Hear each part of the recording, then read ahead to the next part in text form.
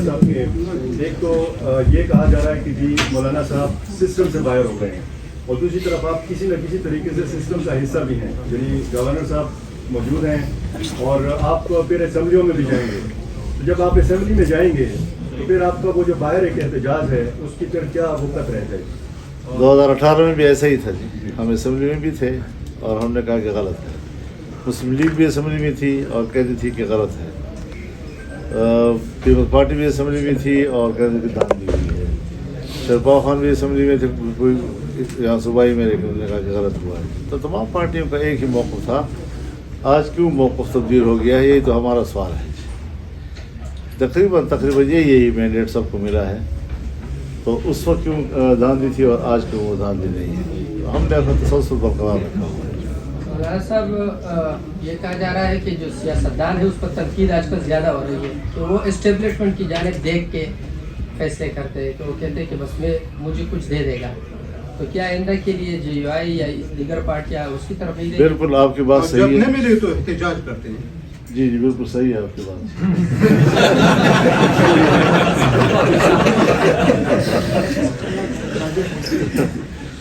اسی سے ہم نکلنا چاہتے ہیں، اور میں سب دوستوں سے یہی کہوں گا کہ یہ جو اتھارٹی کا معاملہ اسٹیبلشمنٹ نے اپنے ہاتھ پہ رکھا ہوا ہے کہ اسمبلیاں میں بھی ان کی مرضی کے مطابق ہوں گی، بندے بھی ان کی مرضی کے مطابق ہوں گے. یہاں تک کہ سیاسی پارٹیوں کو کہا جاتا ہے کہ اب یہ امیدوار نہیں دوسرا امیدوار کھڑا کرو، اس کی جگہ فلانا کھڑا کرو. تو یہ جو مداخلت ہے ملکی سسٹم میں، پارلیمنٹ میں جو اتھارٹی ہے، جو عوام کی نمائندہ ہے، تو یہ اسٹیبلشمنٹ کی نمائندہ نہیں ہونا چاہیے، عوام کا نمائندہ ہونا چاہیے، جو آج بدقسمتی سے ایک بار پھر نہیں. اس قسم کا تجربہ آپ کے جماعت کے ساتھ ہوا ہے کہ آپ کو کہا گیا ہے کہ اس امیدوار کو کھڑا کر دے اور اس کو نہ کرے؟ یہ نہ پوچھو، کام خراب ہے بہت زیادہ. مولانا صاحب تھوڑا نہیں ہے، بہت زیادہ ہے. مولانا صاحب بائیں بازو کی طرف بھی دیکھیں، آپ کا سارا رخ دائیں بازو کی طرف ہے. میں ویسے بھی تھوڑا سا بائیں موضوع والا ہوں. مولانا صاحب اس میں دو قسم کی رائے ہے. ایک رائے تو یہ ہے کہ شاید آپ اس مرتبہ، حالانکہ آپ ایک بڑے سلجھے ہوئے منجھے ہوئے سیاستدان کے طور پر آپ کی، میں بھی سلجھا ہوا منجھا ہوں. نہیں، میں یہ عرض کر رہا ہوں کہ اس دفعہ یہ ایک تاثر ہے کہ شاید آپ اپنے کارڈ جو ہیں وہ اچھے طریقے سے نہیں کھیل سکے. تو آپ مرکز میں بھی ہمیں نظر نہیں آ رہے سیٹ اپ میں، اور بلوچستان جہاں ڈیفینیٹلی آپ کو ہونا چاہیے تھا، آپ کی پارٹی کی حکومت بننی چاہیے تھی، آپ وہاں بھی سسٹم سے باہر ہو گئے. ایک تو یہ. دوسرا یہ کہ جن کے ساتھ آپ کی دشمنی تھی ان کے ساتھ آپ کی یاری ہے، اور باقی پورے پاکستان کو بشمول اسٹیبلشمنٹ آپ دشمن بنا کے بیٹھ گئے. تو یہ کیسی یہ کوئی سوال نہیں ہے میرے میں. سسٹم سے باہر ہو گئے، جیسے ہم ملک سے باہر ہو گئے، ملک کے اندر ہیں. اور میں انشاءاللہ آنے والے دنوں میں یہ بتاؤں گا کہ جو سسٹم کے اندر ہے وہ روئیں گے، اور جو سسٹم سے باہر ہیں وہ جم کر بات کریں گے اور جرأت سے بات کریں گے انشاءاللہ. وہ سب اپنے تو بڑے بڑے جلسے کیے ہوئے تھے الیکشن سے پہلے، بڑے بڑے جلسے تھے آپ کے سندھ مارچ، ہم نے کیے ہوئے تھے، سارے سینئرز بیٹھے ہوئے ہیں، لوگ تھے. اور آپ نے اس سے کچھ دن پہلے کہا بھی تھا کہ معلوم ہے. بیٹا میں آپ کو ایک بات بتا دوں، ہم نے ساری زندگی الیکشن میں، میری یہ داڑھی الیکشن میں سفید تھی. سن 1965 کا الیکشن مجھے یاد ہے، جو BD کا الیکشن تھا. اور پھر سن 70 کا الیکشن میں میں نے خود کمپین چلائی ہے اپنے والد صاحب. تو آج تک الیکشن ہم لڑ رہے ہیں. الیکشن کمپین میں ہی پبلک کو پتہ چل جاتا ہے کہ اس حلقے میں کن کن کا آپس میں مقابلہ ہے، کون جیت رہا ہے کون ہار رہا ہے. یعنی اس میں فوراً لوگوں کو پتہ چل جاتا ہے. اور یہاں پر نتائج جو ہے ایسے لوگوں کے حق میں آئے ہیں جو الیکشن میں نظر ہی نہیں آ رہے تھے، گھروں میں سوئے ہوئے، الیکشن سے دستبردار شدہ لوگ وہ کامیاب ہو گئے. آپ خود ذرا اندازہ لگائیں یہ کیا الیکشن تھے جی. تو اس طریقے سے نہیں ہوگا انشاءاللہ. یہ جو آپ سمجھتے ہیں کہ یہ تو ان ہو گئے اور ہم باہر رہ گئے ہیں، یہ ان ہو کر بھی روئیں گے. ملک نہیں چلے گا ان سے، یہ سسٹم چلنے والا نہیں ہے، یہ کولیپس کر جائے گا. اب یہ جو نظام ہے ملک کے اندر کا یہ تو تمام ہو جائے، لیکن مجھے خطرہ ہے کہ ملک کولیپس نہ کر جائے. تو ہم نے تو ہمیشہ اس ملک کی بقا و سلامتی اور اس کے استحکام کی جنگ لڑی ہے، اور اس کا صلہ جس طرح پھر اسٹیبلشمنٹ نے ہمیں دیا ہے، اس تمام تر دھاندلی کی ذمہ دار وہی حکومت ہے۔ اگر پی ٹی آئی جیتی ہے تو پھر حکومت دے ان کو نا، اور اگر واقعی وہ سمجھتے کہ ہمیں دھاندلی نہیں کی تو پھر 9 مئی کا جو بیانیہ ہے وہ تو دفن ہو گیا نا۔ پھر تسلیم کریں کہ قوم نے باغی کو ووٹ دیا ہے اور ہم ایک باغی کو جو ہے صوبے کا وزیر اعلیٰ بنا رہے ہیں، تسلیم کریں پھر اس بات کی، پھر شرمانا کس چیز ہے؟ مولانا صاحب انتخابات 2024 کے دوبارہ دیکھ رہے ہیں آپ کہ 5 سال بعد ہی ہوں گے؟ اگر تو ان کی مداخلت ہے اور ان کے بغیر نہیں ہے تو پھر تو کوئی فائدہ نہیں اس کا الیکشن کا، ہو بھی تو کوئی فائدہ نہیں، نہ ہو تو بھی کوئی فائدہ نہیں۔ مولانا صاحب آپ کی جماعت کا آج جو اجلاس ہوا ہے کے پی کا اور صاحب کپواڑہ کا، اس میں فیصلے کیا ہوئے ہیں اور کسی میدان وغیرہ کا انتخاب کیا ہے کہ کہاں پہ جائیں گے؟ دیکھیے اس کا ایک تو ہم نے مرکزی مجلس عاملہ کے فیصلے پر اپنی صوبائی جماعتوں کو اعتماد میں رہنا تھا اور ان کو ذرا ان اسباب و وجوہات سے آگاہ کرنا تھا کہ جس پر ہم نے اس فیصلے پہ آج مجبور ہوئے ہیں، اور دوسرا یہ کہ ہمیں اختیار نہیں تھا دستوری لحاظ سے اپنی پارٹی کی دستور کے حوالے سے کہ ہم یہ فیصلہ کر سکیں کہ ہم پارلیمانی سیاست کریں بھی یا نہ۔ اگر پارلیمان یہ ہو تو پھر اس پارلیمان کی سیاست کرنا کیا فائدہ ہے؟ تو اس حوالے سے جنرل کونسل کے پاس اختیار ہے، تو چاروں صوبوں کا ذرا ان کو اعتماد میں لینے کے بعد پھر جو جنرل کونسل مرکزی ہے ہماری، اس کا اجلاس ہوگا اور اس میں اس موضوع پر بات ہوگی، پھر جنرل کونسل سب سے با اختیار ادارہ ہے، وہ جو فیصلہ کریں گے۔ کل حلفداری کی تقریب ہو رہی ہے جی یہاں پر جو لوگ ہیں جے وائی وہ کیا حلف لیں گے؟ ہاں، وہ تو ہم نے کہا کہ جب تک ہم پارلیمانی نظام سے لا تعلقی کا اعلان نہیں کرتے تب تک ہمارا پارلیمانی کردار جاری رہے گا۔ مولانا صاحب ابھی صدارتی الیکشن بھی آ رہے ہیں جس میں آصف علی زرداری بھی امیدوار ہے، تو کیا ان کی حمایت ہو سکتی ہے یا دوسری پارٹی کے امیدوار کی حمایت ہے؟ اصولی فیصلہ ہمارا یہی ہے کہ ہم اس میں کسی قسم کے ووٹ میں حصہ دار نہ ہونا۔ مولانا صاحب یہ بتائیں کہ آپ کہتے ہیں کہ سسٹم چلنے والا نہیں ہے، یہ لوگ نہیں چلا سکتے، تو پھر حل کیا ہے آپ کے؟ غیر ممکن ہے کہ حالات کی گتھی سلجھے، اہل دانش نے بڑے سوچ کے الجھائی ہے۔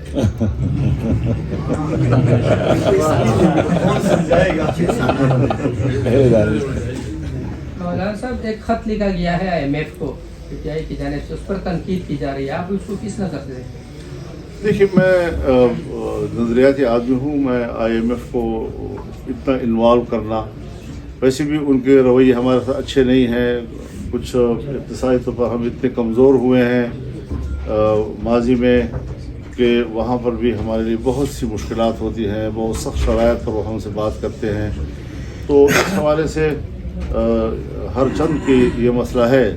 اب جس وقت ہم نے کہا تھا کہ وہ اسمبلی غلط ہے، وہاں پر تو IMF جو ہے اس کے ہاتھ سب کچھ بیچا گیا، ہمارا اسٹیٹ بینک ان کے حوالے کیا گیا، بڑے بڑے اثاثے ان کے حوالے کیے گئے۔ میرے خیال میں ہمیں کسی باہر کے اداروں کو اس حد تک مداخلت کے لیے دعوت نہیں دینی چاہیے۔ مولانا صاحب اگر احتجاج آپ کی طرف سے ہو تو پھر پی ٹی آئی کے ساتھ اکٹھے احتجاج کر سکتے ہیں یا دوسری جماعتوں؟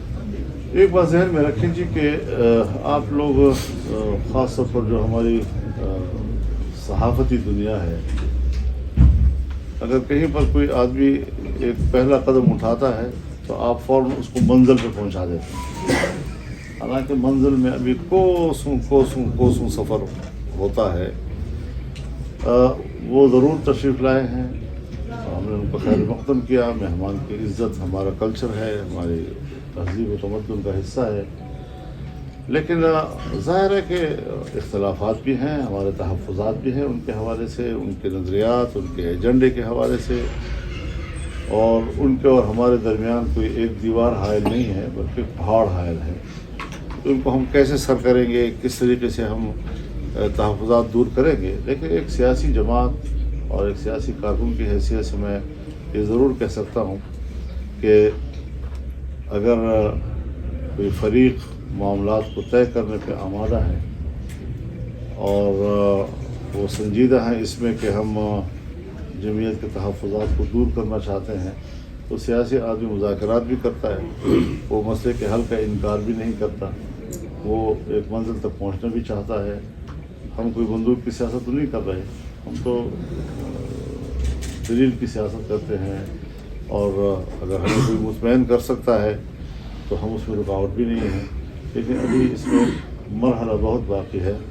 فوری طور پر یہ شاید ہم نہ کہہ سکیں کہ ہمارے معاملات طے ہو گئے ہیں، ہاں کچھ اس کو ہم ایک اچھی شروعات کہہ سکتے ہیں۔ مولانا صاحب یہ فرمائے کہ ایک تو آپ نے جیسے فرمایا کہ اجلاس تھا، اور ایک اس میں جو پارلیمانی سیاست ہے اس پہ نظر ثانی بھی ایک نقطوں میں نقطہ شامل تھا۔ یہ آج کا جو اجلاس تھا اس میں عمومی رائے، عمومی تاثر کیا پایا گیا؟ دوسری بات ہے کہ جیسے سندھ میں اکٹھے احتجاج کیا جا رہا ہے دھاندلی کے خلاف جی ڈی اے کے پلیٹ فارم سے، جو یہاں بھی کل بھی این پی کا جو ہے احتجاج ہے، اس حوالے سے جو متاثرین ہے یا متاثرہ جماعتیں ہیں یا جو دھاندلی کے الزامات لگا رہی ہیں، آپس میں کوئی وہ ہوا ہے، رابطہ ہوا ہے، اور کوئی اکٹھا احتجاج کا پروگرام بھی ہے کہ نہیں؟ اس بات تو ہو گیا ایک دفعہ، لیکن میرا خیال ہے کہ آپ اگر تھوڑی سی ہماری جماعت کی جو اسٹرکچر ہے اس پر خیال کریں، اس وقت تک تو صوبے اپنے اپنے طور پہ احتجاج کا طریقہ کار طے کر رہے ہیں۔ تو سندھ میں ایک انداز سے ہوگا، بلوچستان میں اور انداز سے، یہاں مرکز کا اجلاس جب ہوگا اور اس میں جو طے ہوگا اس کے مطابق پورے ملک میں یکساں ہمارا ایکشن ہوگا اور اس حوالے سے ہمارے اقدامات ہوں گے۔ مولانا صاحب، یہ مرکز میں حکومت سازی کے حوالے سے یا بلوچستان میں حکومت میں شمولیت جلوائی کے حوالے سے کچھ رابطے ہوئے آپ کے جماعت کے ساتھ؟ سیاسی لوگ رابطے تو کرتے ہیں، رابطے تو ایسی چیز نہیں ہے کہ جو سیاست میں نہیں ہوا کرتے، لیکن ہماری پوزیشن بڑی واضح ہے کہ ہم کسی حکومت میں شامل نہیں ہونا چاہتے۔ ہمیں سسٹم سے باہر نہیں کیا گیا ہے، بلکہ ہم نے سسٹم سے باہر رہنے کا فیصلہ کیا ہے۔ مولانا صاحب اسیسمنٹ تو کیا ہوگا خیبر پختونخوا اسمبلی میں اور قومی اسمبلی میں کتنے ممبران ہیں جو آپ کے بنتے ہیں فارم 45 کے مطابق؟ یعنی آپ جیت چکے ہیں، آپ سے لیے گئے ہیں، آپ نے اپنے اسیسمنٹ کے مطابق کتنے ہوں گے؟ میں نے تو ابھی اس سوال کا جواب نہیں سوچا، ورنہ میں ابھی حساب کتاب کروں گا آپ کہنے کے لیے۔ مولانا صاحب، دھاندلی کا طریقہ کار کیا تھا؟ اور دوسرا ہے کہ 8 فروری کے نتائج کے بعد آپ نہیں سمجھتے کہ سائفر اور 9 مئی کا جو بیانیہ تھا وہ ختم ہو چکا ہے، تو عمران خان کو بھی اب رہا ہونا چاہیے؟ میں نے تو گرفتاری کے وقت ہی کہہ دیا تھا، آج تو میں نہیں کہہ رہا، گرفتاری کے وقت بھی کہا تھا کہ سیاست کا مزہ نہیں آ رہا، کہ میرا مخالف جو ہے وہ بندھا ہوا ہے اور میں آزاد پھر رہا ہوں، تو مقابلے کا مزہ نہیں آ رہا تھا۔ تو میں تو کسی سیاستدان کی جیل میں، لیکن اب آگے قانون کا معاملہ ہے، عدالتوں کا مسئلہ ہے، تو وہ معاملات ظاہر ہے کہ انہوں نے خود اپنے طور پر کرنے ہوتے ہیں۔ جہاں میرے سیاسی سوچ کے حوالے سے بات ہے، قطع نظر اس کے کیسز کی نوعیت کیا ہے، میں کسی سیاستدان کی قید میں رہنے کا، ہم خود قید گزار چکے ہیں، کئی سال تک ہم جیلوں میں رہے ہیں، جیل میں آتے جاتے رہے ہیں، تو یہ سیاسی لوگ جیل میں جاتے ہیں، کوئی ایسا مسئلہ نہیں ہے، لیکن یہ نوعیت کیا ہے کیسز کی، کیوں جیل میں ہے، یہ اپنی جگہ پر ہے۔ لیکن ذاتی طور پر میں کسی سیاستدان کے جیل میں جانے پر نہ خوش ہوتا ہوں، میں سوچتا ہوں خلاف ہو، وہ بھی کھلے ہاتھ کرے، ہم بھی کھلے ہاتھ کریں۔ اور دھاندلی کا طریقہ کار کیا تھا؟ جو دھاندلی کا طریقہ کار ہر پولنگ اسٹیشن کا اپنا اپنا۔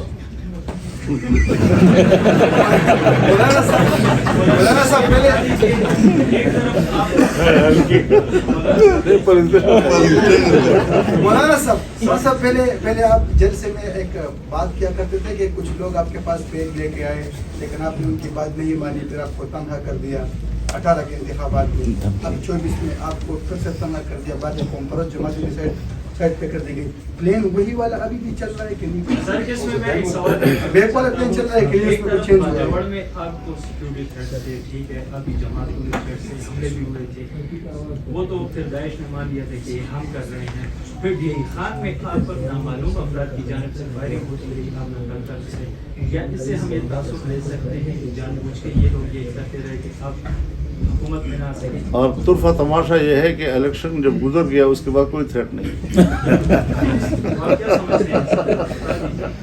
تو یہ سارا آپ خود اندازہ لگائیں کہ کس طریقے کو اپنایا گیا، کہاں پر کیسے طریقے اپنائے گئے، کہ ہمیں گھر سے باہر نکلنے کی اجازت نہیں ہے، جس کو کامیاب کرانا ہے ان کے ساتھ گاڑیاں رکھ کر وہ علاقوں میں جاتے ہیں کہ جہاں آدمی سوچ بھی نہیں سکتا، تو ان کو پبلک سے ملنے کے مواقع مہیا کیے جا رہے ہیں، ان کو سہولتیں مہیا کی جا رہی ہیں، ہمیں کہا جا رہا ہے کہ آپ نے پبلک میں نہیں جانا، آپ کے لیے خطرہ ہے، گئے تو پھر ہم اس کے ذمہ دار نہیں ہوں گے۔ تو تو اس قسم کی چیزیں جو ہے یہ سارے وہی حربے ہوتے ہیں کہ آپ کو کس طریقے سے ناکام بنایا جاتا ہے اور کس طریقے سے آپ کے خلاف اتھارٹیز کو استعمال کیا جاتا ہے. یہ وہی چیزیں ہیں. جزاک اللہ. مولانا صاحب یہ ایک سوال کا جواب دیں کہ جیسا کہ آپ نے فرمایا کہ ہم ہر قسم کے انتخابات سے تعلق رہیں گے جو پارلیمنٹ میں ہو رہے ہیں. خیبر پختونخوا میں کل اسمبلی کا اجلاس ہے تو جو اپوزیشن کی سائڈ کی جماعتیں ہیں ان سے بھی آپ کا تعلق رہیں گے. اپوزیشن لیڈر کے الیکشن میں بھی حصہ نہیں لیں گے, وہ وزارت اعلیٰ کے اس میں بھی نہیں رہیں گے. اس قسم کے جی ایسے ہی. میں ایک بات اور بھی آپ سے عرض کر دینا چاہتا ہوں. میں نے ابھی دوستوں سے بھی کہا کہ مسئلہ کیا ہے, یعنی ہم کس کے لیے پرابلم ہے. یہ تو ہم تسلیم نہیں کرتے کہ ہمیں پبلک نے مسترد کیا ہے. ہمیں اپنے حجم کا بھی پتہ ہے. میں کوئی یہ نہیں کہتا کہ میں 100-200 سیٹیں جیتنے کی پوزیشن میں ہوں, لیکن اپنی جو حق ہے میرا اس کا اندازہ مجھے ہے کہ کس حد تک ہمیں کامیابی حاصل ہونی چاہیے. لیکن تکلیف کس کو ہے؟ اگر ہم اسلام کی بات کرتے ہیں, اسلامائزیشن کی بات کرتے ہیں, اسلامی قانون سازی کی بات کرتے ہیں, تو یہ کس کے لیے پرابلم ہے؟ اگر ہماری بڑی طاقت اسمبلی میں جاتی ہے تو پھر ہماری یہ نظریہ کس کے لیے مشکل پیدا کر رہا ہے؟ میرے خیال میں اس مسئلے کو ہمیں جانچنے کے لیے پاکستان کی تاریخ کو بھی سامنے رکھنا ہوگا کہ ہمارے اسٹیبلشمنٹ, ہمارے حکمران اول سے لے کر آخر تک اس ملک میں کسی طرح کی اسلامی قانون سازی کے حوالے سے تیار نہیں ہوئے, اور آج بھی ان کو یہی خطرہ ہے کہ یہ آواز جو ہے یہاں دبا دی جائے کسی طریقے سے, تاکہ یہ روز روز اسمبلیوں کے اندر جو ہے اپنی عددی قوت کی بنیاد پر اپنے نظریے کی بات نہ کر سکے. دوسری بات یہ ہے کہ آپ بھی یہ جانتے ہیں کہ 9/11 کے بعد پاکستان میں جو تحریک ہم نے چلائی اس نے صرف پاکستان میں نہیں بلکہ برصغیر اور جنوبی ایشیا میں اینٹی امریکنزم پیدا کیا, اور اس کو اعتراف کیا. آپ کے صحافیوں نے اعتراف کیا اس کے لیے, میڈیا نے اعتراف کیا اس کے لیے. تو اس حوالے سے بھی اگر عالمی قوتوں کے مقابلے میں ہم کوئی آواز بلند کرتے ہیں تو ان کی بھی ہدایات یہ ہوتی ہے کہ ان کے ہجوم کو کم کیا جائے. اور پھر ایسے وقت میں جب کہ امارت اسلامیہ کا استحکام امریکہ اور مغربی دنیا کو قبول نہیں ہے, اور پاکستان افغانستان کو لڑانے کے لیے منصوبہ بندی بھی کی جا رہی ہے, اور اس بیچ میں ہم آتے ہیں اور دونوں ملکوں کے تعلقات کو بہتر بنانے میں کردار ادا کرتے ہیں, تو ظاہر ہے کہ اس کا نتیجہ افغانستان کے استحکام بھی ہوگا, پاکستان کا استحکام بھی ہوگا. یہ بھی ان کی نظر میں کھٹک رہا ہے کہ یہ پارٹی ہے کہ اس کو اتنا بڑا کردار نہ دیا جائے کہ وہ افغانستان کے اندر ہمارے اسلامیہ کے استحکام کا ذریعہ بنے. ایسے موقع پر جب کہ سارے امریکہ اور مغربی دنیا اسرائیل کی پشت پہ کھڑی ہے اور فلسطین اور اسرائیل کی لڑائی ہوئی اور ہم کھل کر میدان میں آئے, ہم نے جلسے کیے, پشاور کے بڑے جلسے میں ان کے نمائندے کو بلایا, کوئٹہ میں ہوا, کراچی میں ہوا, پھر ہم قطر گئے, ان کی قیادت سے ملے. تو یہ بھی بین الاقوامی دنیا کو بڑا کھٹکا ہے کہ بھئی ایک قوت ایسی ہے کہ جو کھل کر اسرائیل کی مخالفت میں اور فلسطینیوں کے حق میں سامنے آ رہی ہے اور ہمارے لیے مشکلات پیدا کر سکتی ہے. تو ایسے لوگوں کو اسمبلیوں سے باہر رکھا جائے. یہ عوامل ہیں کہ جس کے بارے میں ہم یہ کہہ سکتے ہیں کہ ہماری وجود سے کس کس پر منفی اثر پڑ سکتا ہے. تو وہ سارے لوگ جن پر ہماری طاقت کا منفی اثر پڑتا ہوگا وہ اکٹھے ہو گئے ہیں ہمارے خلاف, اور انہوں نے ہمارے ہجوم کو کم کرنے کے لیے. اور آپ حضرات کی اطلاع کے لیے, الیکشن سے پہلے مجھے اطلاع ہو گئی تھی, الیکشن سے پہلے, کہ آپ کے لیے فیصلہ ہو چکا ہے کہ جمعیت کے ہجوم کو اور سکیڑا جائے. یہ الیکشن سے پہلے کیسے فیصلہ ہوتا ہے, اور وہی ہوا. تو آپ کو اندازہ لگا رہے اس سے. مولانا صاحب یہ بتائیں کہ جو افغانستان کا آپ نے دورہ کیا, کیا وہی وجہ بنی کہ جس میں آپ کو پھر الیکشن میں ہرایا گیا؟ یہ وقت تک کیا کہتا رہا, رات سارے رات یوسف زلیخا کی قاضی صبح بھی زلیخا مرد ہے. یہ جو اجلاس ہوا ہے, یا آپ کی طرف سے کوئی احکامات ہیں حاجی غلام علی صاحب کے لیے کیا کہ انہوں نے کیا کرنا ہے آگے, کچھ آئندہ کچھ دنوں میں؟ دیکھیے یہ کوئی مسئلہ ہے ہی نہیں, ایک آئینی منصب ہے اور ہم اسموتھلی آگے جائیں گے. اگر یہ فیصلہ ہوا کہ بھائی ان کو, تو ہم اپنی کوئی پارٹی کا بندہ لانا چاہتے ہیں, کوئی اصرار نہیں ہے ہمارا, لیکن جماعت نے اس حوالے سے کوئی ایسی رائے قائم نہیں کی. نہ ہم اس کو کوئی سیاسی منصب سمجھتے ہیں کہ احتجاج مستعفی ہو جائیں. ایک ریاستی منصب ہے, آئینی منصب ہے, اور ہم اسموتھلی سمجھتے ہیں کہ اس پر ہم کوئی سیاست نہ کرے تو اچھا ہے. مولانا صاحب آپ نے جو باتیں کی ہیں تو ان کے جو مطلب बैरूनी अवामिल हैं इसमें, तो फिर तो PTI और आपका जो नारा है गुलामी ना मंजूर वाला, ये मतलब मुश्तरका एक नारा है, तो इन नुकात पे कोई इत्तेहाद हो सकता है? ये सवाल ऐसा है कि इस दावे को पहले हम तस्लीम करते हैं या नहीं करते, पहले सवाल तो ये है। शुक्रिया जी, बहुत शुक्रिया।